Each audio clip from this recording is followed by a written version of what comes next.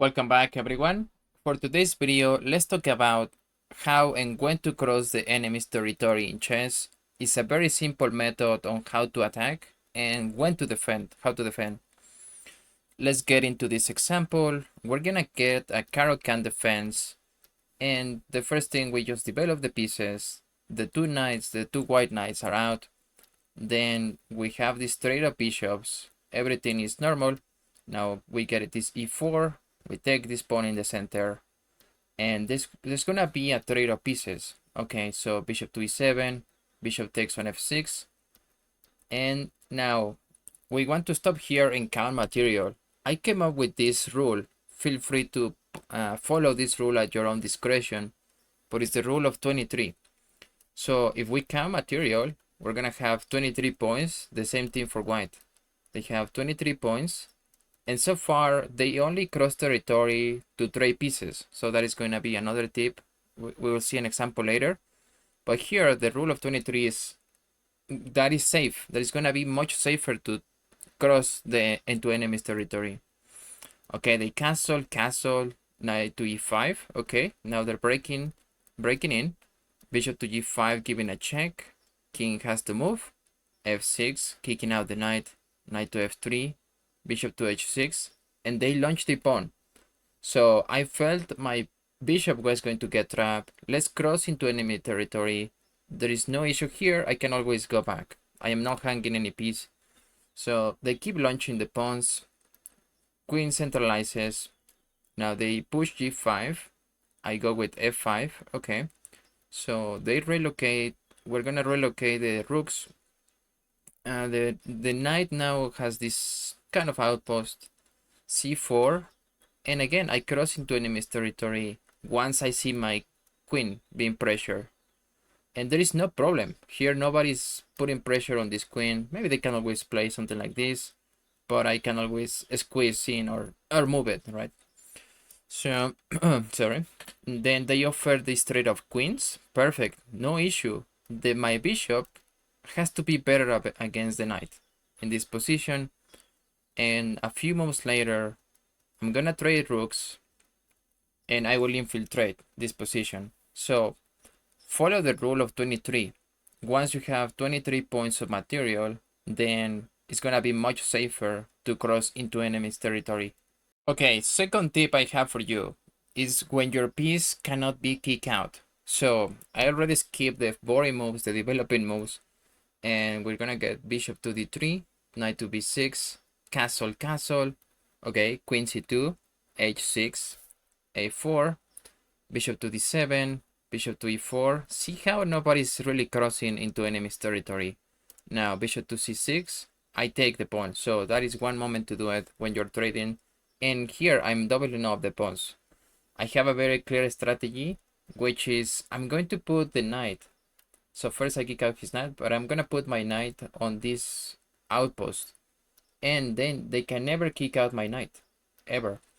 So, okay, I reroute my rooks. I got with e4. And the second tip I have for you in this position is, if you can protect your piece enough times, then it's going to be safe to cross into enemy's territory. So here they're crossing into my territory, no problem. I can move my queen to c4, and this knight looks very shaky. They play this move e5, which is a mistake. They have to protect the knight, right? The best move in the position was to play rook b5. And let's say I play something like this. They can still move the bishop. Even if I take, they retake. So not much danger there.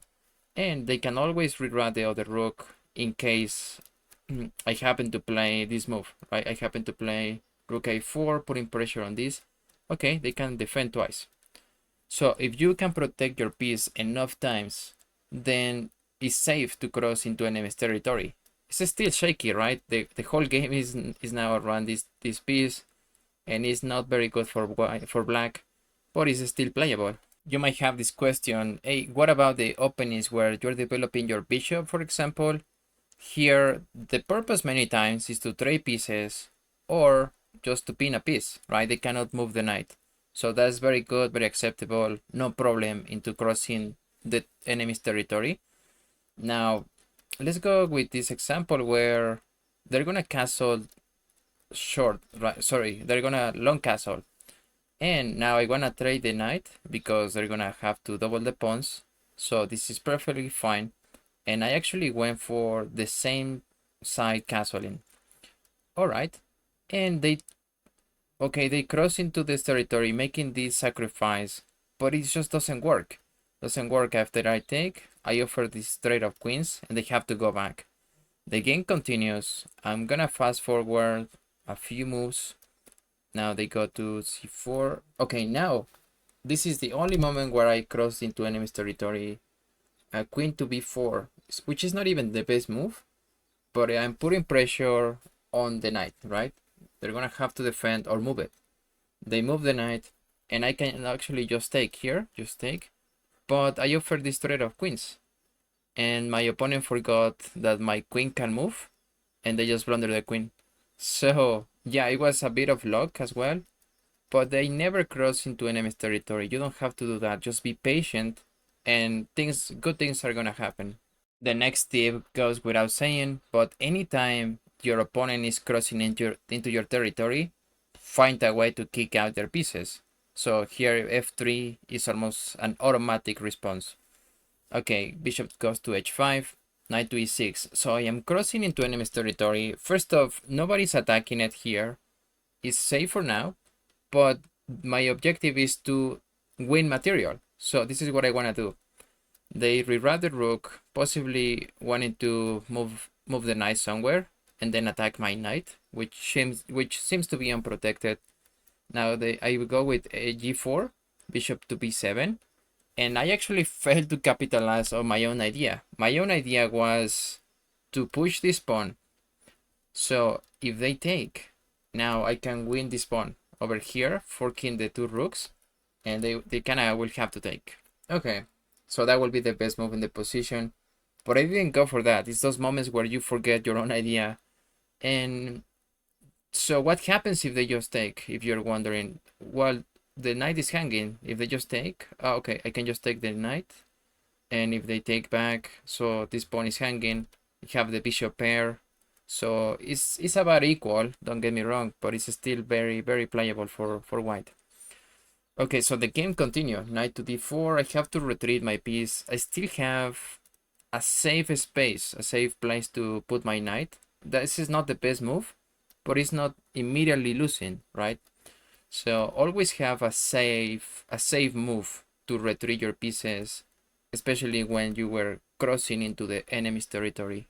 Finally, you want to put pressure on the opponent and create weaknesses. So that's another very good reason for crossing into enemy's territory. So I go with this move, knight to b5. I fully don't expect to take this pawn, but I want them to push it, therefore creating a weakness. So that's exactly what I did, c6 and knight to c7, which seems a little bit dubious, right? Because yeah, I am defending it, but with the right moves, maybe the right combination, they can take my knight. Now they go exactly for that, rook to c8. My knight is being attacked twice, so it looks like I am in trouble. Okay, now I put pressure on his bishop, so it's like I am defending my knight tactically, right? If they take, I just take if they take here, I just take the bishop. So they move the bishop, which is a mistake. They move the bishop to b6, and now I have tactics. So fortunately, I got away with this.